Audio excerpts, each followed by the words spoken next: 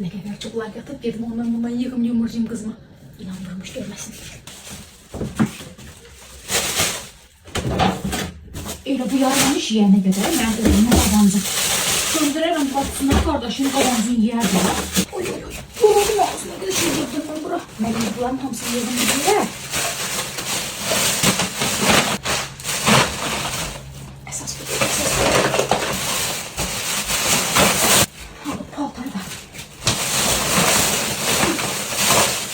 Paltarı da yanından bırasalım. Ay mama ne varsan? Havar nədir? Anam boyuma kurban durdu yuxudan.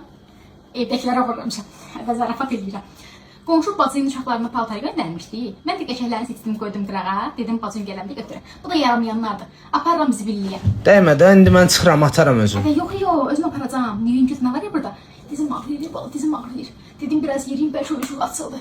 Hə, get yat sən. Vallahi özüm gitmək istəyirəm. Get yat, narahat olma, get yat. Alo, qızım Nazım, nə tərsən? Hə, dayan görüm, baxdım, yoxdur. Apardım həminki zibilin yanına yenə qoydum sumkanı. Əldə denən gəlsin götürsün.